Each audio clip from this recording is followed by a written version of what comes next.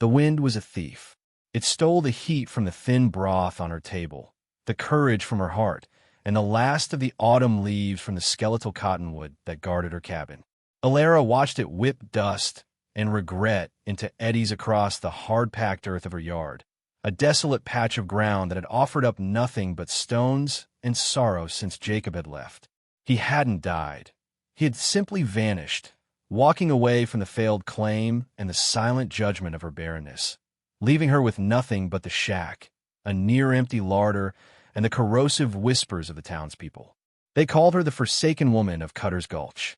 The name, like the wind, had a way of getting under the door and chilling the very marrow in her bones. Tonight, the chill was deeper than usual. A storm was gathering in the west, a bruised and turbulent mass of cloud that swallowed the setting sun whole, promising a night of fury. The air grew heavy, charged with an unshed violence that mirrored the tightness in her own chest. Every gust of wind that rattled the loose pane in the window felt like a judgment. Every skittering sound from the scrub was a reminder of her solitude, a profound and aching emptiness that the vast, indifferent landscape seemed to amplify. She was a small, fragile thing set against an unforgiving canvas of rock and sky. Her hands, resting on the rough-hewn pine of the table, were chapped and raw, the hands of a woman who worked from can't see to can't see for a life that was barely a life at all. She traced the grain of the wood, a map of whorls and lines that went nowhere, much like her own days. She had come to this place full of a hope so bright it had felt like a second sun inside her. Now, the only light came from a sputtering tallow lamp that cast long, dancing shadows, turning the familiar corners of the single room into unfamiliar, menacing hollows. The storm broke with a sudden, concussive clap of thunder that seemed to shake the very foundations of the cabin. Rain followed, not in gentle drops, but in hard, driving sheets that hammered against the roof and sluiced down the window in greasy torrents. Alara flinched, pulling her thin shawl tighter around her shoulders. Storms on the plains were not cleansing. They were an assault, a raw display of nature's power to destroy. She had seen them flatten crops, scatter livestock, and tear roofs from barns. She felt a kinship with that destructive force tonight, a hollowed-out resonance with its rage. She rose from the table, her movements stiff. The broth was cold now, its meager promise of warmth gone. There was no point in eating. The hunger in her stomach was a dull, familiar ache, easily ignored. The hunger for a voice, a touch, a presence that wasn't her own echo, was the one that gnawed at her.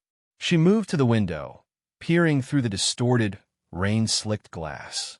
The world outside was a churning chaos of black and gray. Lightning bleached the scene for a split second, illuminating the writhing branches of the cottonwood and the angry, muddy surge of the creek that cut through the gulch below her property. It was in that brief, stark flash of light that she saw it. A shape, down by the creek bed, half sheltered by a rock overhang, was something that did not belong. It was dark, slumped, and unervingly still. An animal, perhaps, a stray calf caught in the flash flood. Her first instinct, born of a deep and weary apathy, was to turn away. It was not her concern. The world was full of dying things. But a second flash of lightning, brighter and closer this time, offered a clearer, more terrible view. It was not an animal. It was a man. A tremor of fear, cold and sharp, went through her. No decent person would be out in a storm like this, especially not down in the treacherous gulch. It could be a drunk from town, or a prospector who'd lost his way. Or it could be something worse. This land was rife with men who lived on the far side of the law, men whose names were whispered with a mixture of fear and grudging admiration, men whose presence meant trouble, swift and certain. She should bar the door, douse the lamp, and pretend she had seen nothing. It was the sensible thing to do. It was the safe thing to do. Her life was hard enough without inviting the kind of danger that came with a strange man in a storm. But as she stood there, her breath fogging the glass, another image surfaced in her mind. Jacob, his back to her, growing smaller and smaller as he walked toward the horizon, never once looking back. The memory of that abandonment, of being left to the mercy of the elements, was a fresh wound. She could not, she realized with a sickening lurch in her gut, do the same. She could not simply leave another human being to die in the mud. Cursing her own softness, cursing the conscience that Jacob's departure had failed to extinguish, she grabbed the heavy oilskin coat from its peg by the door. The lantern was next, its flame trembling as she lifted it. The wind tore the door from her grasp the moment she opened it, slamming it back against the cabin wall with a deafening crack. Rain lashed at her face, instantly plastering her hair to her scalp. The world was a roaring, liquid darkness, and the small, flickering light of her lantern seemed a pathetic defense against it. The path down to the gulch was a treacherous river of mud. Twice she slipped, her worn boots finding no purchase, and only a desperate grab at a thorny bush saved her from tumbling headlong into the darkness. The creek, normally a placid trickle, was a churning brown torrent, its roar almost as loud as the thunder overhead. She held the lantern high, its light cutting a weak, unsteady circle in the maelstrom. She found him where she had seen him, slumped against the wet rock, his face turned away from the storm. A dark, wide-brimmed hat lay in the mud beside him. He was large, broad-shouldered, even in his collapsed state. As she drew closer, the lantern light fell across his side, and she saw the source of his stillness. His shirt, a dark wool, was even darker in a wide, spreading stain that glistened wetly in the lamplight. It wasn't just rain, it was blood. Her heart hammered against her ribs. This was worse than she had imagined. Far worse. This was not a lost prospector. This was violence. She knelt beside him, the hem of her dress sinking into the cold mud. She reached out a trembling hand, hesitated, then touched his shoulder. "Mister," she called out, her voice thin and reedy against the storm's fury. "Mister, can you hear me?" He stirred, a low groan escaping his lips. He shifted, turning his head slowly, and his eyes, deep set in a face etched with pain and exhaustion, found hers. They were startlingly pale in the lantern light, shadowed and wary. His face was covered in a dark stubble, streaked with mud and rain. He looked at her, at the lantern, at the flimsy shelter of her cabin visible on the rise behind her. His gaze was sharp, assessing, even through the haze of pain. His lips, chapped and pale, parted. His voice was a raw, low rasp, barely audible over the din. "Bandage my wound, miss." The question hung in the roaring air between them, a request so simple it was absurd, a plea so freighted with danger it stole the breath from her lungs. Fear, cold and absolute, seized her. This was a man shot and left for dead, a man whose very presence was a testament to a world of violence she had only ever heard about in hushed, fearful tones. Every instinct for self-preservation screamed at her to run, to flee back to the dubious safety of her cabin and bar the door against the storm and the man bleeding out in it. The law would not look kindly on anyone who harbored a man like this. The good people of Jericho Fork, who already watched her with suspicion, would see it as confirmation of her fallen nature. Helping him would be an act of social suicide, and perhaps literal suicide if whoever shot him came looking. Yet, she remained kneeling in the mud, the cold seeping in her bones, the lantern light flickering over his pale, strained face. In his eyes, beneath the pain and the wariness, she saw a flicker of something else, a desperate, brittle hope. It was the same hope she had once carried, the belief that a hand might reach out from the darkness. His was a more immediate, more visceral need, but it came from the same human well of desperation. She saw not an outlaw, but a man at the edge of his endurance, stripped of everything but the will to ask for help. And she, who had been forsaken, understood the terror of being beyond aid. The silence stretched, broken only by the storm. He did not press her. He simply watched her, his breathing shallow and ragged, his life measured in the seconds it took for her to decide. The conflict within her was a physical thing, a tightening of her gut, a hammering in her throat. To help him was to invite chaos into her meticulously ordered, albeit miserable, existence. To refuse was to become the very thing she despised in the world, another person turning their back. With a slow, deliberate movement that felt as momentous as signing away her own soul, she nodded. The gesture was small, almost lost in the tumultuous night, but he saw it. A faint, almost imperceptible easing of the tension in his jaw was her only acknowledgement. Getting him to the cabin was a trial. He was heavy, a dead weight of muscle and bone, and though he tried to help, his strength was spent. He leaned on her, his arms slung over her shoulder, his breath coming in hot, pained gasps against her ear. Every step was a battle against the sucking mud and the force of the wind. The short distance from the gulch to her door became a vast, punishing wilderness. She half-dragged, half-carried him, her own muscles screaming in protest, her lungs burning with the effort. By the time they stumbled through the doorway and she kicked the door shut against the storm, they were both trembling with exhaustion, soaked to the skin and covered in mud. She helped him to the single cot in the corner, his collapse onto the thin mattress making the rope springs groan in protest. For a moment, she just stood there, dripping onto the floorboards, her chest heaving, the reality of what she had done crashing down on her. A wounded man, a fugitive by the look of him, was lying on her bed. The storm outside was no longer the greatest threat she faced. The real storm was here, in her home, bleeding on her sheets. Shaking herself from her paralysis, she moved with a newfound, grim purpose. She stoked the fire in the hearth, adding precious logs until it blazed, casting a warm, dancing light that pushed back the shadows. She lit another lamp.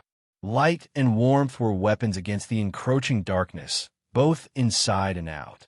Then she turned to him. She would need hot water, clean rags, and whatever nerve she had left. He had passed out, or perhaps just surrendered to the pain. His face in the firelight was younger than she had first thought, though marked by hardship. A long scar cut a pale line through his left eyebrow. She gently unbuttoned his soaked, mud-caked shirt. The sight of the wound made her stomach clench. It was high on his left side, just below the ribs, a ragged, ugly tear in his flesh, dark with clotted blood but still oozing sluggishly. The area around it was already beginning to look inflamed. The bullet was still in there. She knew, with a dreadful certainty, that she would have to get it out. Her medical knowledge was rudimentary, limited to what a farmer's wife needed to know about poultices for livestock and remedies for colic. But she had seen Jacob dig a lead ball from a prized gelding once, his movements steady and precise. She had watched, fascinated and repulsed. Now, she would have to replicate the act. She took a deep breath, steeling herself. She found her sewing kit, taking out the thickest needle and a spool of linen thread. She laid them on a clean cloth by the fire. From the small chest where she kept Jacob's few remaining belongings, she retrieved his hunting knife and a small flask of whiskey. He had left the whiskey, a final, small cruelty, knowing how she despised the smell of it. She set a pot of water to boil over the fire, dropping the knife's blade into the bubbling water. Then she turned back to the man on the cot. She tore strips from one of her few good linen shifts, her hands working mechanically. This was no longer a choice. It was a task, a terrible, necessary task. She cleaned the wound as best she could with hot water and a rag, her touch surprisingly gentle. He groaned and stirred, his eyes fluttering open. They were clouded with fever now, but they focused on her face. "Hurts," he rasped. "I know," she said, her voice quiet but steady. "I have to get the bullet out. There's whiskey." He shook his head weakly. "No, need my wits," he grimaced, then pushed himself up slightly on one elbow, his eyes locking onto hers. "Just be quick." Elara looked from his determined, pain-filled eyes to the knife sterilizing in the fire. His refusal of the whiskey was both foolish and brave. It meant he would feel everything. It also meant he trusted her, a stranger, to be steady and swift. The weight of that trust was heavier than his body had been in the storm. She took the knife from the water, the handle hot in her trembling hand. She knelt beside him, the firelight casting their magnified shadows on the wall behind them, a tableau of desperation and unlikely sanctuary. The days that followed blurred into a monotonous cycle of fear and duty. The storm passed, leaving behind a world washed clean and deceptively peaceful. But inside the cabin, a different kind of storm raged, a fever that took hold of the stranger and refused to let go. He drifted in and out of consciousness, his moments of lucidity brief and fractured. During the long hours of delirium, he spoke, his voice a low, rough murmur. He spoke of dust and sun, of horses named Ghost and Sorrow, of a place called Calder's Ridge. He never spoke a name that sounded like his own.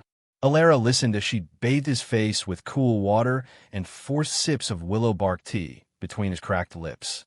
The words were meaningless fragments, yet they painted a picture of a life lived under an open sky, a life of movement and danger that was the antithesis of her own static, circumscribed existence.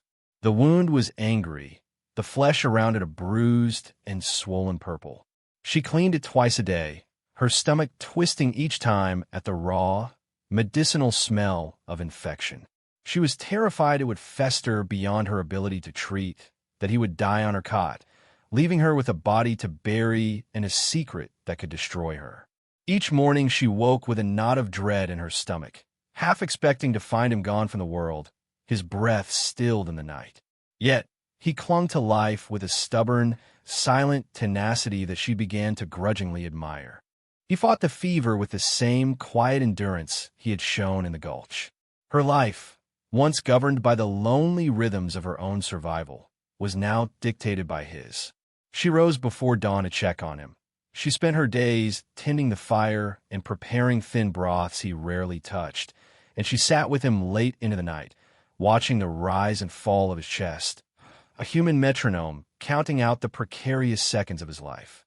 The world outside the cabin shrank. Her trips to the woodpile were furtive, her eyes scanning the horizon for any sign of a rider.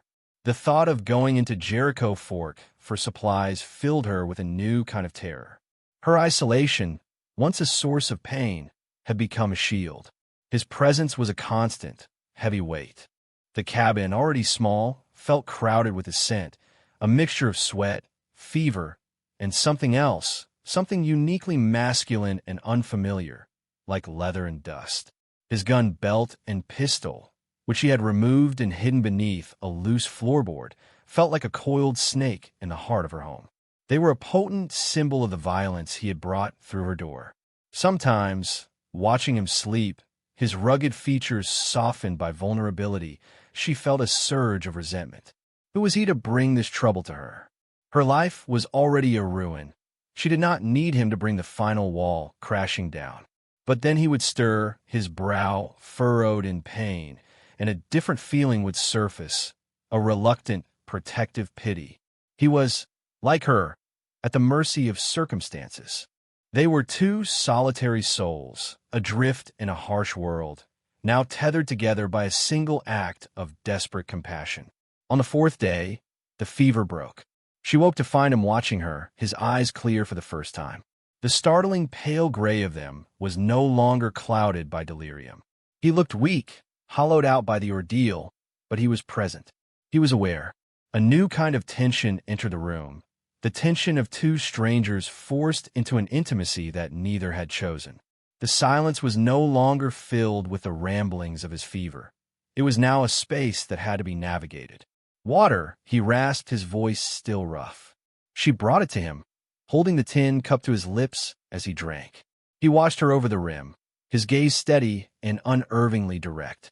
When he had finished, he sank back against the pillow she had fashioned from a grain sack. "Thank you," he said. The words were simple, but they landed with weight in the quiet room. "You should rest," she replied, her tone more brusque than she intended. She was not used to conversation, and his directness made her uncomfortable. She turned away, busying herself at the hearth, creating a task where none existed. She could feel his eyes on her back, a silent observation that made her skin prickle. Later that day, he ate. It was only a few spoonfuls of a thin rabbit stew she had managed to prepare, but it was a victory. As she took the empty bowl from him, his fingers brushed against hers. The contact was fleeting, accidental, but it sent a jolt through her, a startling reminder of another person's warmth. She pulled her hand back as if burned. He said nothing, but she saw a flicker of understanding in his eyes before he looked away. His recovery, once begun, was swift. The stubborn vitality she had sensed in him reasserted itself. Within a few days, he was able to sit up on his own, and soon after, he was testing his legs, walking with a stiff, pained gait around the small confines of the cabin. His presence began to change. He was no longer just a patient, a passive recipient of her care. He was a man, large and quiet, and the cabin seemed to shrink around him. He rarely spoke, but his silence was different from hers. Hers was born of loneliness and habit. His seemed to be a deliberate choice, a natural state of being. He watched everything she did, from mending a seam in her dress to kneading dough for bread. His observation wasn't judgmental. It was just attentive. He seemed to be learning the rhythms of her life, committing them to memory. One afternoon, as she was struggling to bring in a heavy load of firewood, the bundle slipped from her grasp, logs scattering across the floor. Before she could even sigh in frustration, he was there, moving with surprising quickness despite his injury. He knelt and began gathering the wood, his large hands making quick work of the task. "I can do it," she said, the protest automatic. He didn't look up. "I know," he said, his voice low. He stacked the wood neatly by the hearth, his movements efficient and economical. When he was done, he straightened up, wincing as the movement pulled at his side. He met her gaze, and for the first time, she felt not fear or resentment, but a strange sense of partnership. It was a shared task, a small burden lifted without a word of request. It was a form of communication she understood better than any spoken language, a language of action, of necessity. That evening, as they sat in the growing dusk, the fire casting a warm glow on the rough-hewn walls, he finally spoke a question that was not about his immediate needs. "This place, you're alone here?" he asked, his gaze fixed on the flames. "Yes," she said. The word felt small and inadequate. "My husband, he left." She hadn't meant to say it, the admission slipping out before she could stop it. It was a shame she never voiced. He didn't offer pity or ask for details. He just nodded slowly, a single deliberate movement of his head. "This is hard country to be alone in," he said. It wasn't a question or a judgment. It was a statement of fact from a man who clearly knew the truth of it. In that moment, the space between them shifted. He was no longer just the outlaw she had saved. She was no longer just the woman who had saved him. They were two people who understood, in a fundamental, unspoken way, the crushing weight of solitude. His strength returned in increments, marked not by words, but by actions. One morning, Alara awoke to the rhythmic scrape of a whetstone against steel. He was sitting on the edge of the cot, his back to her, carefully sharpening the hunting knife she had used to cut the bullet from his flesh. The sight sent a chill down her spine, a visceral reminder of the violence that had brought him here.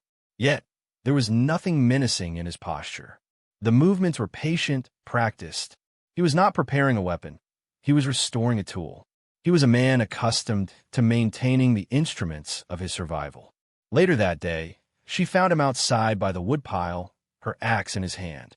He had taken off his mended shirt, and in the pale morning light, she could see the hard lines of his back and shoulders, the muscles cording and relaxing with each swing. The bandage she had wrapped around his torso was a stark white slash against his tan skin. He moved with a grim economy of motion, each blow of the axe landing true, splitting the seasoned pine logs with a satisfying crack. He was ignoring her orders to rest, but she found she did not have the will to stop him. The growing stack of firewood was a tangible contribution, a silent repayment. He was working off a debt he could not voice, and she understood that his pride required it. She watched him from the doorway for a long moment, a strange conflict stirring within her. The townspeople saw her as weak, abandoned, an object of pity and scorn. But this man, a fugitive whose life she had held in her hands, saw her differently. He did not see a forsaken woman. He saw the person who had pulled him from the mud, dug lead from his side, and stared down his fever. In his quiet, watchful presence, She felt an unfamiliar sense of her own capability reflected back at her. It was unsettling. It was also, she had to admit, empowering. Their days fell into a new rhythm, a quiet routine of shared existence. He would chop wood or repair the sagging hinge on the barn door. She would cook, tend her small, struggling garden, and mend their clothes. They moved around each other in the small cabin with practiced grace, their separate orbits slowly aligning. Conversation remained a rarity, a currency they spent with great care. A more stew from her, a fence post as loose from him. Yet, in the spaces between these sparse exchanges, a different kind of language was taking root. It was in the way he would leave a bucket of fresh water for her just inside the door, saving her the trip to the well. It was in the way she would leave a plate of food for him on the table when he worked late, covering it with a cloth to keep it warm. These were small, practical kindnesses, admissions of a shared life that neither of them was ready to acknowledge aloud. One evening, a sudden cold snap descended, bringing with it a biting wind that found every crack in the cabin walls. Alara shivered, huddling closer to the hearth, but its warmth seemed unable to penetrate the chill that had settled deep in her bones. The man, she still didn't know his name, and felt it was a boundary she should not cross, rose from the stool where he had been cleaning his pistol. He took the threadbare woolen blanket from his cot and, without a word, draped it around her shoulders. She stiffened, surprised by the gesture, by his proximity. He was close enough that she could feel the heat radiating from his body, could smell the faint scent of wood smoke and pine that clung to him. She looked up, and his pale eyes met hers in the flickering firelight. "You're cold," he stated simply, as if it were the most obvious fact in the world.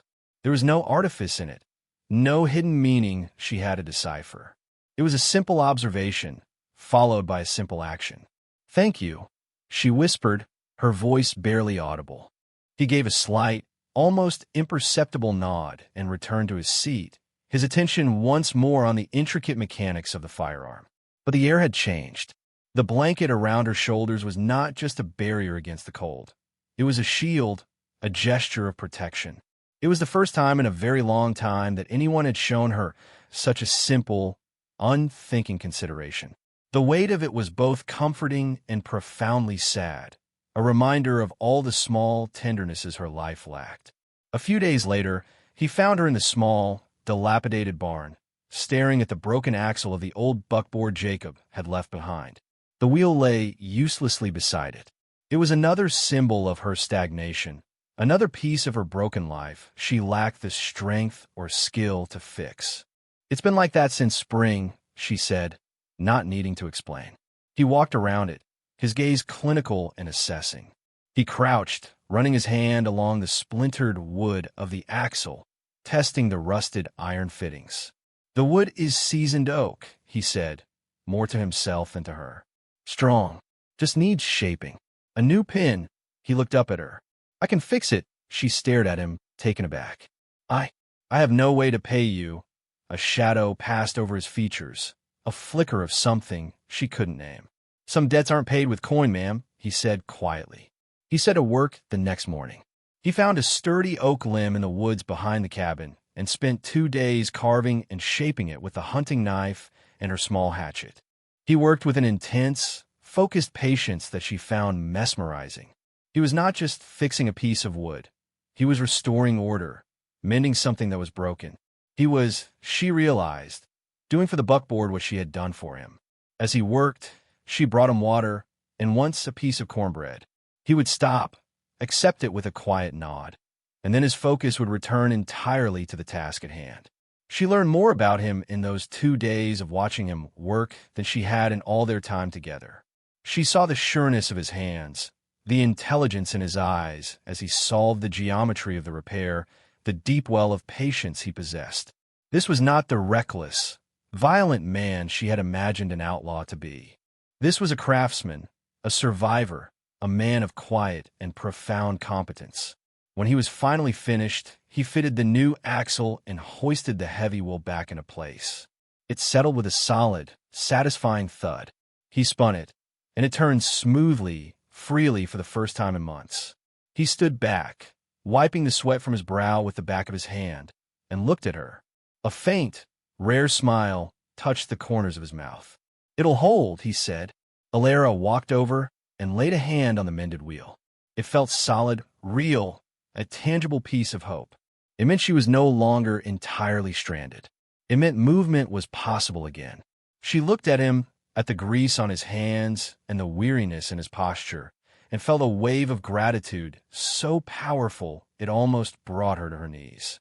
"No one's ever fixed anything for me before," she confessed, the words soft with a raw, unfamiliar vulnerability. His smile faded, and his expression grew serious. He held her gaze for a long moment. "My name is Silas," he said. The offering of his name was a gift, a bridge across the chasm of their silence. It was an invitation to trust, and as she looked into his steady, pale eyes, she knew, with a certainty that both thrilled and terrified her, that she already did. The fragile peace of their shared solitude was shattered by the mundane sound of a horse's whinny. It was late afternoon, the sun casting long shadows that stretched like grasping fingers from the scraggly pines. Silas was inside, mending a piece of leather harness with wax thread, his movements economical and precise.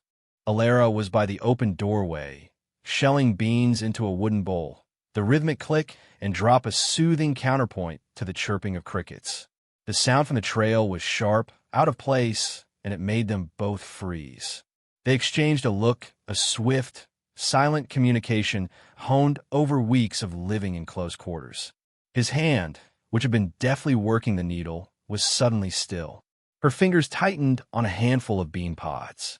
Fear, a familiar and unwelcome guest, returned with a cold rush. Silas rose silently, his movements fluid and noiseless, like a cat's. He crossed to the window, peering cautiously through a small gap in the curtains she had made from old flour sacks. He stood there for a long moment, his body tense, a statue carved from apprehension. "Ryder," he said, his voice a low murmur that barely carried across the room. "Coming this way, wearing a star, a deputy." Alara's heart leaped into her throat, beating a frantic, panicked rhythm against her ribs. Jericho Fork was a half-day's ride away. No one from town ever came out this far. Not for her. They had cast her out, made it clear she was no longer part of their community. A visit from the law could only mean one thing: questions. And questions were a danger they could not afford. "Get in the root cellar," she whispered, her voice tight with urgency. "The trapdoor is under the rug." He didn't argue. He moved instantly, his limp more pronounced in his haste. He pulled back the worn rag rug, revealing the square outline of the door. He lifted it, and a wave of cool, earthy air rose from the darkness below. Before he descended, he paused and looked at her, his pale eyes searching her face. There was a question in them, a flicker of doubt. Could she do this? Could she lie for him? She met his gaze and gave a single, sharp nod. Her own fear was a roaring in her ears, but his silent question solidified her resolve.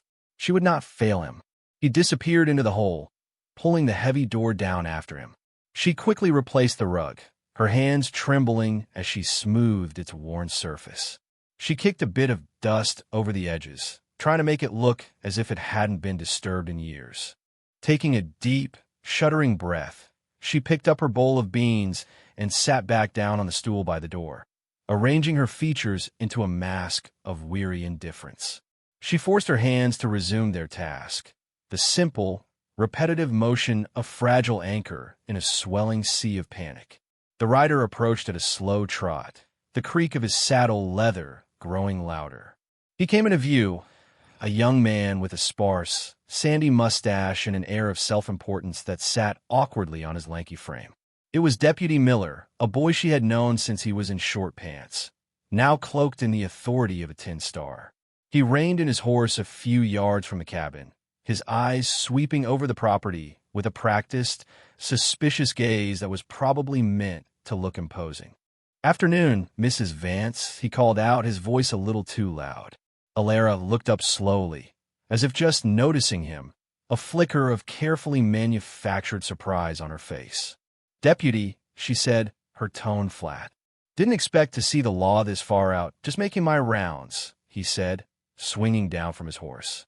He swaggered as he walked toward her, his hand resting on the butt of his pistol. "Heard some unsettling reports." She continued shelling the beans, not looking at him. "This is unsettling country, deputy." "Always has been." He stopped a few feet from her, close enough that she could smell the sweat on him and the cheap tobacco he chewed. "I'm not talking about coyotes, Alara. We're looking for a man. An outlaw. Goes by the name of Kane.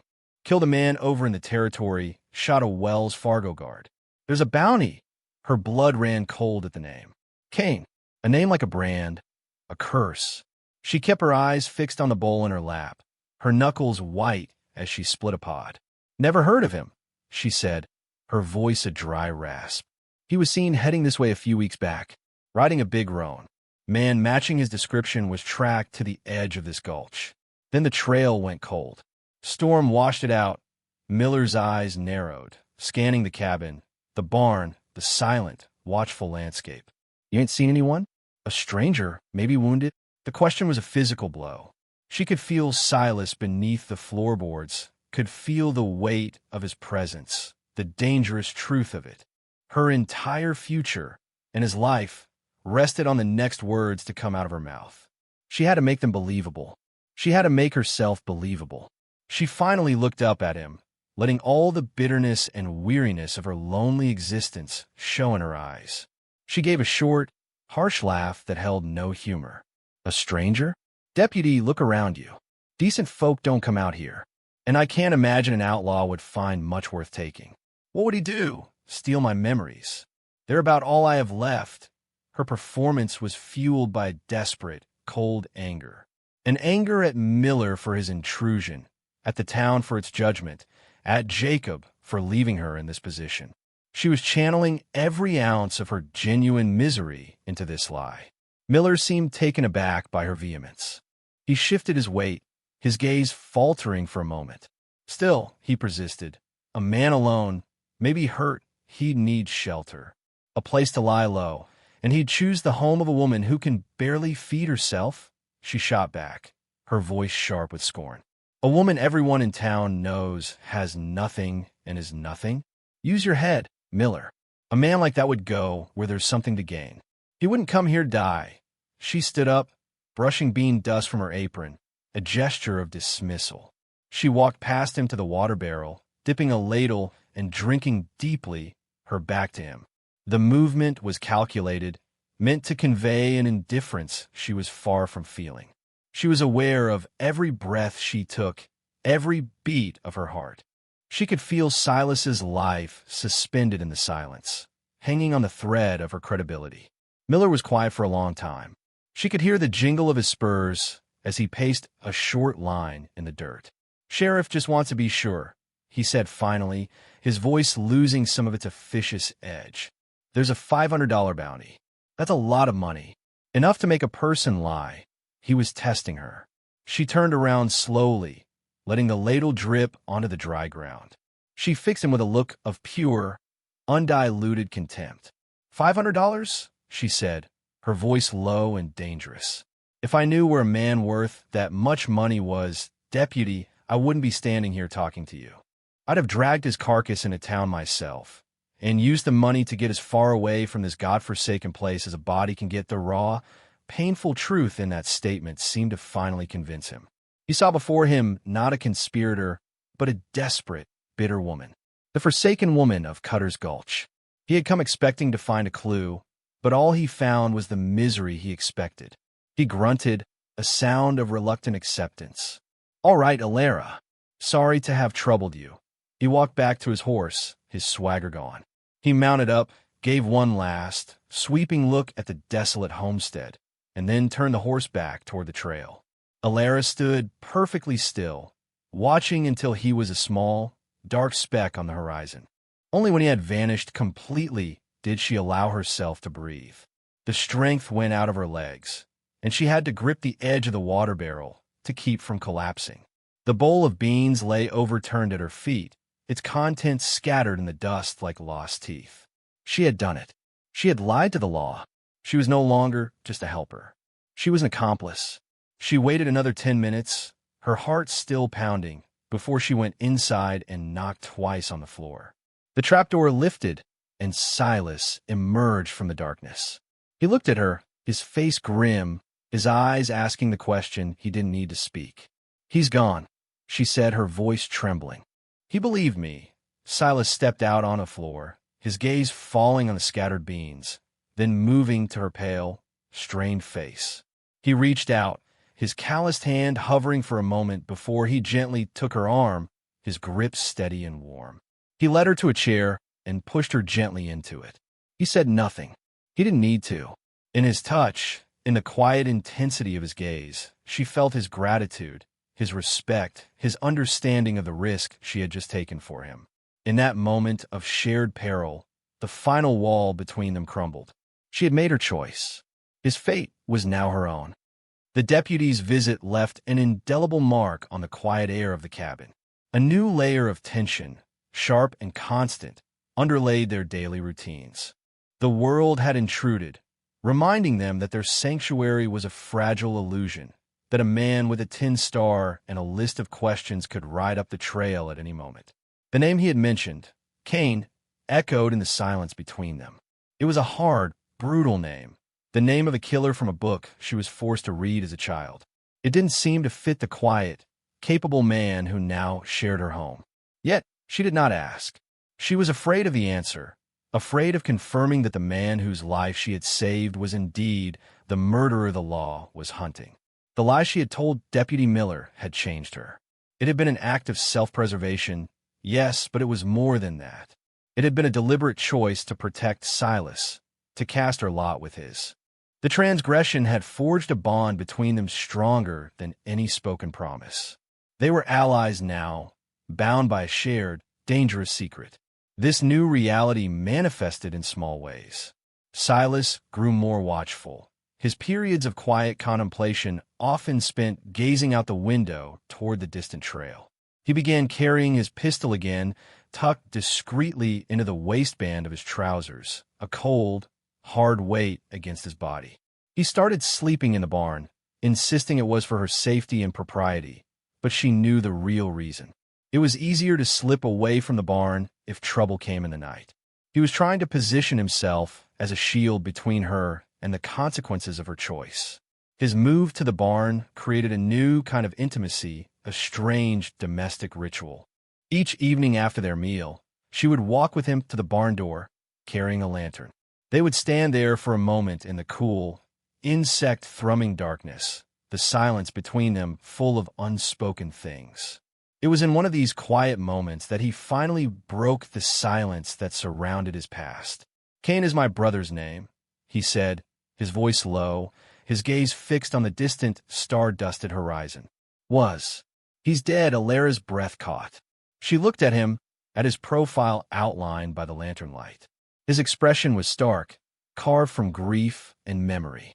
"What happened?" she asked softly. He was quiet for a long time, and she thought he might not answer. But then he spoke, the words coming out slowly, as if he were pulling them from a place of deep and profound pain. "We looked alike," he said. "Enough for a witness to be mistaken, especially in the dark. My brother," he fell in with a bad crowd, "got himself into a card game with a silver baron's son. There was cheating and argument. A gun was drawn. The baron's son ended up dead. It was self-defense, but no one was going to believe a man like Cain over the son of a man who owned half the territory." He paused, his jaw tight. "The baron put a bounty on his head. Not a legal one, a private one. $500 for the man who killed his son. He didn't care about a trial. He wanted blood." He finally turned to look at her, his pale eyes glittering with a cold, fierce light. "I tried to get him to run, to go to Mexico. But Cain was proud, reckless. He wouldn't run from a fight. The baron's men cornered him. I was there. I tried to help him, but there were too many. They shot him down. I got this." He touched his side, where her needle had stitched his flesh back together, trying to pull him out of the crossfire. "I was the one who got away. But they think I'm him. They think Cain survived." The story settled over her, heavy and tragic. It explained so much. His weariness, the deep sadness she sometimes saw in his eyes, his hunted watchfulness. He was not a murderer. He was a man mourning his brother, a man wearing a dead man's reputation like a shroud. "Why didn't you tell the law?" she asked, the question sounding naive even to her own ears. A bitter, humorless smile touched his lips. "The law? The sheriff in that territory is on the Baron's payroll. To them, I'm just a loose end. Easier to see me dead than to unravel the truth."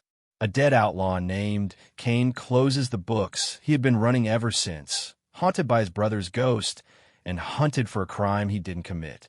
His solitude was not a choice. It had been forced upon him. He was an outcast, just like her, though for far more violent reasons. "I'm sorry, Silas," she said, the words feeling utterly inadequate. He shook his head, his gaze softening as he looked at her. "Don't be. You're the first person in a long time who's looked at me and not seen a ghost." He reached out and, for the first time, initiated a touch that was not born of necessity. He gently brushed a stray strand of hair from her cheek, his fingers rough but his touch surprisingly tender. "You should get inside," he said, his voice gruff again as he stepped back, re-establishing the distance between them. "It's getting cold." She retreated to the cabin, but the warmth of the fire could not touch the chill that his story had left behind. The threat was no longer an abstract concept like the law. It now had a name and a face. A wealthy, powerful baron who wanted revenge, and the hired guns who would carry it out. She had not saved a common outlaw. She had saved the one man a powerful enemy wanted dead. The knowledge was terrifying, but it also erased any lingering doubt she might have had. Her decision to help him, to lie for him, had been the right one. It was no longer just an act of compassion. It was an act of justice, a small stand against a world that seemed determined to crush the innocent and the unfortunate. As the days turned into another week, the confession changed the dynamic between them. The revelation of his true story, of his vulnerability, had opened a door. She found herself talking more, sharing small pieces of her own past. She told him about her father, a stern but fair man who had taught her how to read the clouds for rain. She spoke of her mother's garden, a riot of color and life that had been her sanctuary as a child. She even spoke a little of Jacob, not with the bitterness she had shown the deputy, but with a quiet, aching sadness. She described his dreams of finding gold, a fever that had consumed him until there was no room left for her. Silas listened.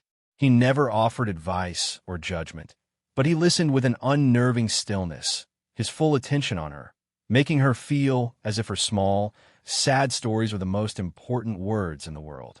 They were two outcasts, sharing the tattered remnants of their lives by the light of a flickering fire, forging a connection in the heart of their shared isolation.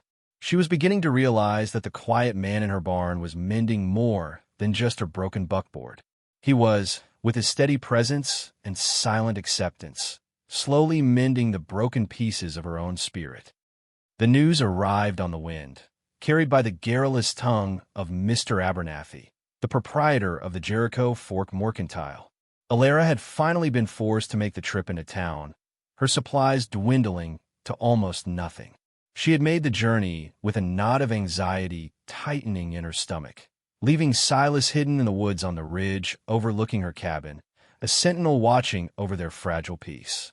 The town felt alien to her now. The stares of the townspeople, once merely judgmental, now felt sharp with suspicion. She imagined they could see the lie she had told written on her face. As Abernathy weighed out her flour and beans, he spoke in a low, conspiratorial tone, eager to share the latest gossip. 3 men rode in yesterday, he said, not meeting her eyes as he scooped beans onto the scale. Hard-looking men, not from around here. They were asking questions, asking about that outlaw. Cain. Alara's blood turned to ice. She kept her expression neutral, focusing on a crack in the wooden counter. "Oh," she said, her voice a thin imitation of casual curiosity. "Indeed," Abernathy continued, warming to his topic. "The leader, a wiry fellow with eyes like a hawk, name of Finch. He and his men have been asking about strangers. Wounded men, been showing coin at the saloon, try to loosen tongues. They're bounty men, the sheriff reckons. Working for that baron out in the territory, the one whose boy god himself killed Finch. The name was sharp, like a bird of prey. Alara could almost feel those hawk-like eyes on her, stripping away her secrets. She paid for her supplies, her hands moving with a stiff, unnatural calm. She loaded the meager sacks onto the buckboard that Silas had fixed, and turned its wheels toward home, a sense of desperate urgency propelling her. The journey back was a torment. Every shadow seemed to hold a threat. Every rider in the distance was a potential enemy. The familiar landscape had become a hostile territory. The $500 that Deputy Miller had mentioned was no longer just a number. It was a lure, a temptation that could turn any neighbor into a betrayer. It was a death warrant for the man she was protecting. She found Silas where she had left him, his tall frame leaning against a pine, his gaze fixed on the cabin below. He knew from the moment he saw her face that something was wrong. The hard set of her jaw, the fear in her eyes, told him everything. She didn't have to speak. "They're in town," she said, her voice flat and devoid of emotion. "Bounty hunters. 3 of them. The leader's name is Finch." Silas did not react with surprise. He simply nodded, a grim acceptance settling over his features. It was the news he had been expecting, the inevitable arrival he had been waiting for since the day he'd been shot. "They'll start searching the outlying homestead soon," he said, his voice calm, analytical. "This place is the most isolated." "They'll come here, what will you do?" she asked, though she already knew the answer. "I'll leave," he said, his gaze sweeping over the small cabin, the thin curl of smoke rising from its chimney, the little patch of land that had been his refuge. "Tonight, after dark, I'll head for the mountains. They're good country to get lost in." The thought of him leaving, of the cabin falling silent again, of her being truly alone once more, was a physical blow. It left her feeling hollowed out, breathless. She had grown so accustomed to his presence, to the quiet companionship, the shared purpose. His departure would feel like an amputation. "They'll track you," she protested. "You're not fully healed. You won't make it far. It's a better chance than staying here and bringing them down on you," he countered, his voice firm. "I brought this trouble to your door, Alara. I won't be the reason it breaks it down." He was doing it for her. He was willing to walk back into the wilderness, wounded and alone, to protect her from the consequences of her own compassion. The nobility of the gesture was both heartbreaking and infuriating. She looked at the cabin, her home. It was a poor, lonely place, a monument to her failure and her husband's abandonment. But for the past few weeks, it had been something more. It had been a sanctuary. It had been a place of healing, of quiet understanding. It had been, she realized with a startling jolt, the first place that had felt like a home in a very long time. And she would not let it be taken from her. She would not let him be taken from it. A new and unfamiliar feeling began to smolder within her. Defiance. A cold, hard anger against Finch, against the Baron, against a world that would hunt a man like Silas. She had spent years passively accepting her fate, bowing her head to the judgment of others, withering in her solitude. But something had changed. Silas had changed her. He had shown her respect, treated her as an equal, and in doing so, had reminded her of her own strength. "No," she said, the words sharp and clear. Her voice did not tremble. He turned to look at her, a flicker of surprise in his pale eyes. "You won't leave," she stated, not as a request, but as a declaration. "This is my home. You are under my protection. We will not run." Silas stared at her, truly seeing her for the first time not as a gentle rescuer, but as a woman of formidable will. He saw the fear in her eyes, but he also saw a core of steel he had not recognized before. "Alara, these are not men like Deputy Miller. They are killers. They won't ask questions nicely. And I am not the woman I was a month ago," she retorted, her chin lifted. "They think they're hunting one man. They don't know he has an ally. They think this is just another piece of empty land. They don't know that I know every rock, every ravine, every shadow in that gulch. This is my ground, Silas. We will fight for it here." A plan, audacious and desperate, began to form in her mind. It was a plan born of her intimate knowledge of the harsh landscape she called home. The gulch, the place where she had found him half dead, could be more than a landmark. It could be a weapon, They'll come at dusk or dawn, she said, her mind working quickly, the fear being replaced by a cold, clear focus. They'll think to surprise us, but we will be the ones to surprise them. They are looking for an outlaw, a man who fights with a gun. They won't be looking for a trap set by a farmer's wife. Silas listened, his initial skepticism giving way to a dawning respect. He was a man of action, of direct confrontation.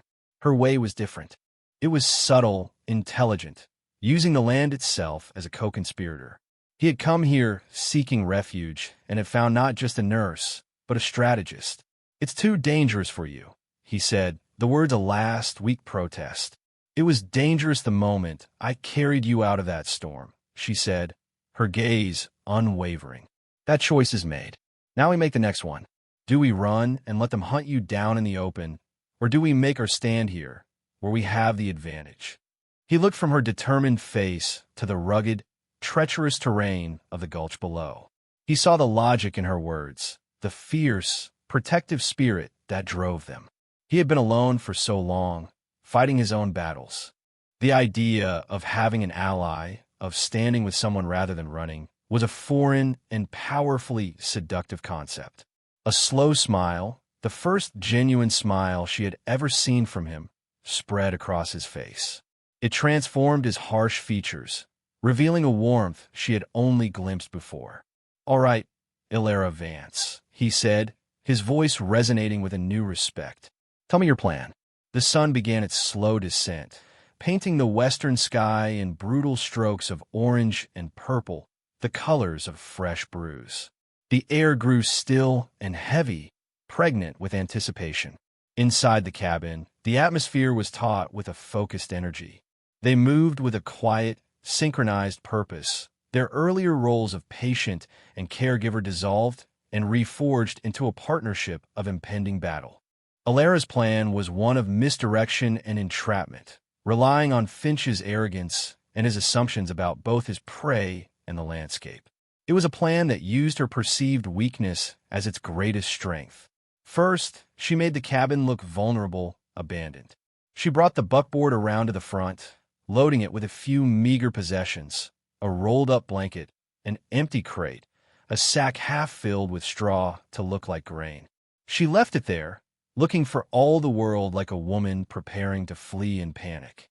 It was a carefully constructed scene of desperation, designed to draw the bounty hunters in, to make them careless. "They'll see this and think they have us spooked," she explained to Silas, her voice low and steady. "They'll think we're preparing to run. It will make them overconfident." Next, she took the lantern and placed it on the table inside, its single flame a lonely beacon in the gathering twilight. But she adjusted the wick so the light was low and flickering, as if it might go out at any moment. From the outside, it would look like someone was home, but nervously, uncertainly. It was bait. While she set the stage, Silas was a shadow of lethal purpose. He checked his pistol, the metallic clicks of his cylinder turning echoing in the quiet cabin. He moved with a predator's grace, his earlier weakness burned away by the adrenaline of the coming fight. He was no longer the patient she had nursed. He was the man who had survived a gunfight, a man who knew the grim calculus of violence. He gave her Jacob's old hunting rifle. It was heavy and awkward in her hands. "Can you use this?" he asked, his tone serious. "I can hit a rabbit at 50 paces, she said, her voice not boasting, but stating a fact of her survival. "Good," he said. "You won't be shooting at a man. Not unless you have to. Your job is the signal." Their plan hinged on the treacherous terrain of the gulch. One side of the narrow ravine was a steep, rocky cliff face. The other, where her cabin sat, was a gentler, but still difficult, slope of loose shale and scree.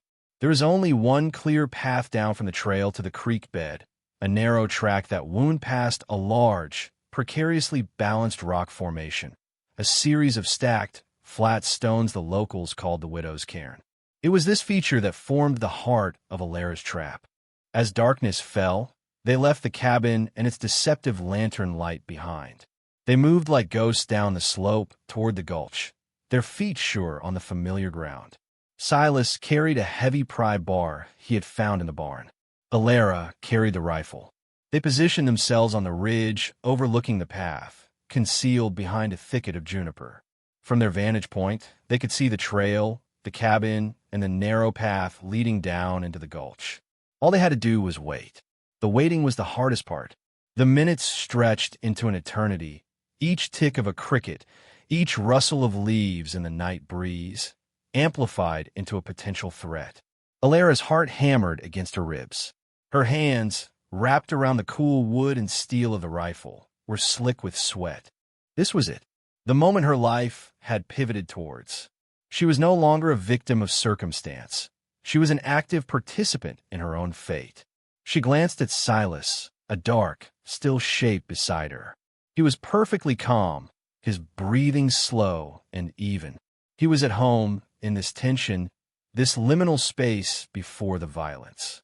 He felt her gaze and looked over, his pale eyes catching the faint starlight. He gave her a small, reassuring nod. The gesture was enough. It steadied her nerves, quieted the frantic beating of her heart. They heard the horses before they saw them, the soft thud of hooves on the dusty trail. 3 riders, dark silhouettes against the star-dusted sky, emerged from the trees. They moved cautiously, reining in their horses 100 yards from the cabin.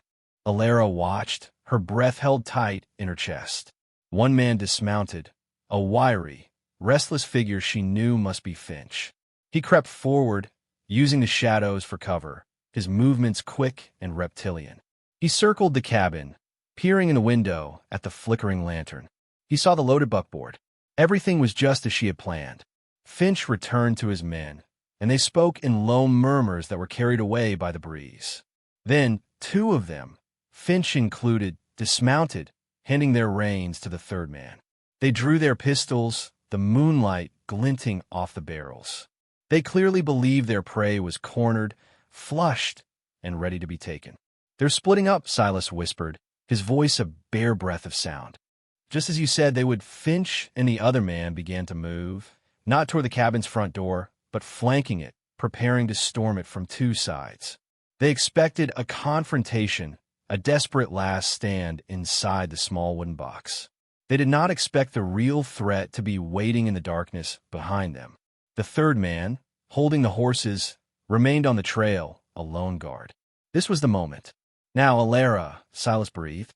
She raised the rifle, her cheek pressed against the cold stock. She did not aim at the man. She aimed at a large, flat rock a few feet to his left. She took a breath, held it, and squeezed the trigger. The roar of the rifle shattered the night's silence. The bullet struck the rock, sending up a shower of sparks and a loud, sharp ricochet that whined off into the darkness. The man on the trail cried out in alarm, the horses rearing in panic.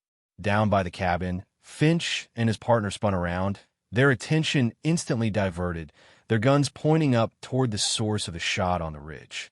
They were confused, their plan disrupted. They had been exposed. "Run!" Silas yelled, his voice booming through the night, a direct command to the man with the horses. He was adding to the chaos, making it seem as if the shot was a signal for an escape. It was the perfect diversion. As Finch and his man hesitated, staring up at the ridge, trying to pinpoint the shooter in the darkness, Silas moved. He sprinted from their hiding place, not toward the men, but toward the widow's cairn. He ran with a desperate, focused speed, the pry bar held in his hands like a spear. Alara watched, her heart pounding, as Finch's head snapped toward the new movement. He saw Silas, a clear target silhouetted for a moment against the sky. He raised his pistol. "Silas!" she screamed, a raw cry of terror. But Finch didn't fire. He was a man who valued money above all else. A dead cane was worth $500. A live one, brought before the Baron, might be worth more. Or perhaps he was simply confident, seeing one man running toward what looked like a dead end. "He's trapped," she heard Finch yell to his partner. "He's going into the gulch. After him." They started forward, crashing through the underbrush, their focus entirely on the man they believed they had cornered. They were charging headlong into the trap. Silas reached the widow's cairn, the massive, top-heavy stack of stones that loomed over the narrow path. He didn't break stride. With a powerful grunt, He jammed the pointed end of the pry bar into a deep fissure at the base of the formation. He put all his weight, all his strength, all his desperation into the lever. For a heart-stopping second, nothing happened. The ancient stones seemed to resist, held in place by centuries of inertia. Finch and his man were closing the distance, their boots pounding on the hard earth, their curses sharp in the night air. They were less than 30 yards away. Alara, still on the ridge, began to reload the rifle, her fingers fumbling with the cartridge in her haste. She had to be ready. If Silas's effort failed, the rifle was their only remaining defense. Then, with a deep, groaning crack that seemed to come from the very bones of the earth, the rock formation shifted. The massive stones tilted, swayed, and then gave way. A torrent of rock and earth, tons of it cascaded down the slope, a miniature avalanche of raw, geological power. It poured directly onto the path below, a thundering, grinding roar that drowned out every other sound. Finch and his partner had just reached the edge of the slide. They cried out in alarm and terror, scrambling backward, but it was too late. The ground beneath their feet dissolved. The landslide, a churning wave of shale and dirt, swept them off their feet. They were not crushed, but they were carried, tumbling and sliding down the steep, treacherous slope into the darkness of the gulch below. Their screams were cut short by the final, deafening crash as the last of the rock settled. And then silence. A profound, ringing silence broken only by the panicked whinny of the horses on the trail above and the distant, fading sound of the third bounty hunter, who had clearly decided that his life was worth more than his share of the bounty, galloping away into the night. Dust rose from the gulch, a thick plume that caught the moonlight, looking like smoke from a battlefield. The path was gone, completely obliterated, replaced by a massive, impassable scar of fresh rock and upturned earth. Silas stood by the remnants of the cairn, leaning on the pry bar, his chest heaving. He was safe. He had done it. Alara felt a wave of relief so powerful it made her knees weak. She lowered the rifle, its weight suddenly immense, and sank to the ground, her body trembling with the aftershock of adrenaline and fear. The whole event had taken less than a minute, but it felt as if she had lived an entire lifetime in that sliver of time. She stayed there for a long while, just breathing, listening to the sounds of the night reassert themselves, the crickets, the wind in the pines. The world was slowly returning to normal, but she knew that nothing would ever be the same again. Eventually, she saw Silas making his way carefully up the slope toward her, his silhouette dark and steady against the moonlit sky. He moved to her side and knelt in the dirt beside her. He didn't speak, but she could feel the questions in his presence. "Are they?" she began, unable to finish the sentence. "Alive," he said, his voice rough. "I heard them cursing down there. Banged up, maybe a broken bone or two, but alive. They won't be climbing out of there tonight." And that slide took both their horses with it. He had deliberately chosen not to kill them. He had created a prison, not a grave.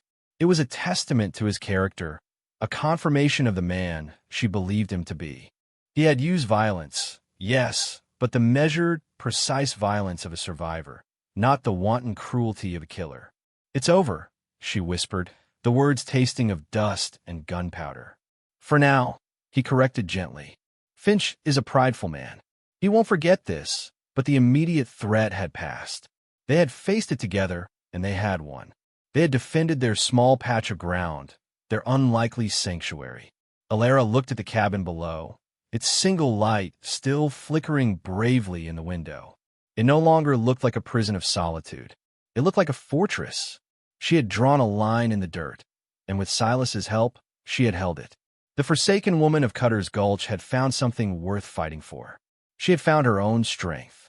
She looked at Silas, his face streaked with dirt, his expression weary but resolute in the pale moonlight. He was looking at her, his gaze filled with a profound and unmistakable gratitude. "You saved my life tonight, Alara," he said, his voice quiet with emotion. "No," she replied, finding a strength she never knew she possessed. "We saved ours." A new understanding passed between them. forged in the crucible of shared danger. They were no longer just two lonely people clinging to each other out of necessity. They were partners, survivors. He reached out and took her hand, his calloused fingers lacing through hers. His touch was firm, grounding. Together, they rose to their feet and started the slow walk back to the cabin, leaving the dust to settle in the gulch behind them. The dawn that followed was quiet, almost unnaturally so. The sky was a pale, washed-out blue, and the air was crisp and clean. Alara stood at the cabin door, a tin cup of chicory coffee warming her hands, and looked out at the scene of the previous night's violence. The massive rockslide was a raw, ugly wound on the landscape, a permanent scar that would forever mark the place where her life had irrevocably changed. There was no sign of Finch or his man. Sometime before sunrise, they had managed to climb out of the gulch and limp away into the wilderness, defeated. The battle was over, but the war, she knew, was not. Finch would be back, or he would send others. The $500 was still a potent lure. She was no longer just an outcast. She was now the known accomplice of a wanted man. The thought should have terrified her, but instead, she felt a strange, calm resolve. The fear was still there, a cold knot in the pit of her stomach, but it was no longer in control. She had met the worst the world had to send her way, and she was still standing. Silas emerged from the barn, his stride even, his face washed clean of the previous night's grime. He came to stand beside her, and they looked out at the altered landscape together, sharing the silence as they had shared the danger. The space between them felt different now.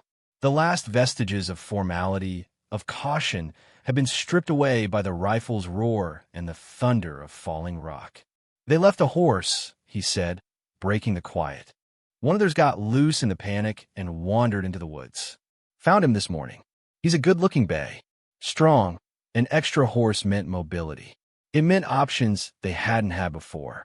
It meant the possibility of escape, of a future that wasn't tied to this one small, vulnerable piece of land. We should leave," he said, his voice heavy with a reluctance that mirrored her own. "Head north to the mountains. We could find a valley, a place where no one knows the name Cain. We could start over. It was the sensible thing to do. It was the only logical choice. To stay here was to wait for the inevitable return of trouble. And yet, the thought of leaving this place, this cabin that had been both her prison and her sanctuary, filled her with a profound ache. She looked around at the hard-packed yard, the skeletal cottonwood, the dilapidated barn. It was a poor, hard place, but it was hers. She had bled for it, fought for it. It was where she had found Silas. It was where she had found herself. "This is my home," she said quietly, her gaze fixed on the horizon. It was not an argument, but a simple statement of a newly discovered truth. "I ran for my life once," she continued, thinking of the way she had retreated into herself after Jacob left, a slow, spiritual flight from the world. "I won't do it again." Silas was quiet for a long moment, studying her profile, the determined set of her jaw. He saw the woman she had become, forged in hardship and fire. He had offered her an escape, a path to safety, but he realized now that she was no longer seeking safety. She was seeking dignity. "Then we'll stay," he said, his voice firm, leaving no room for debate. "We'll make it a fortress. We'll be ready for them next time." The we was solid, unbreakable. It was the sound of a foundation being laid. His decision to stay, to face a future of certain danger for her sake, was a commitment more profound than any vow. It was an acknowledgement that his home was no longer a place on a map, but the small patch of ground where she stood. In the days that followed, a new purpose settled over them. They worked not just to survive, but to strengthen, to fortify. Silas, using his practical skills, reinforced the cabin door and built sturdy shutters for the windows. He taught her how to handle his pistol, her hands growing steady and familiar with its weight and recoil. She, in turn, used her knowledge of the land. She found a hidden spring, ensuring they had a source of water that couldn't be easily found or cut off. She stockpiled food, foraging for roots and berries, setting snares for rabbits with a new, grim efficiency. They were preparing for a siege, turning their small homestead into a bastion of defiance. They were no longer just surviving. They were actively resisting. Their life together found its own deep, quiet rhythm. They were a partnership in the truest sense of the word, their individual strengths complementing each other perfectly. The sparse dialogue of their early days was replaced by a comfortable silence, an unspoken understanding that required few words. A look, a gesture, a shared glance over the fire was enough. One evening, as a cool autumn wind whispered around the newly fortified cabin, she found him by the corral, stroking the neck of the bay horse they had acquired. The animal was sleek and powerful, a symbol of the world beyond their small valley. "He misses running," Silas said, his hand moving along the horse's strong neck. "He deserves open country, we all do," Alara said softly, coming to stand beside him. The future was a vast, unknown territory. The threat of Finch and the Baron's vengeance was a permanent shadow on the horizon. Their life would be one of constant vigilance, of hardship, of uncertainty. But as she stood there, shoulder to shoulder with Silas, the silence of the evening wrapping around them like a blanket, she felt not despair, but a quiet, resilient hope. She had faced abandonment and emerged with compassion. She had faced fear and found courage. She had faced solitude and discovered a connection deeper than any she had ever known. She was no longer the forsaken woman of Cutter's Gulch. She was Alara Vance, a woman who knew her own strength, a woman who had fought for her home and for the life of a good man. She had found her place not in the eyes of a town that had scorned her, but in the steadfast gaze of the man who stood beside her. The world was still a hard and unforgiving place, but she would not face it alone. And that, she knew, made all the difference.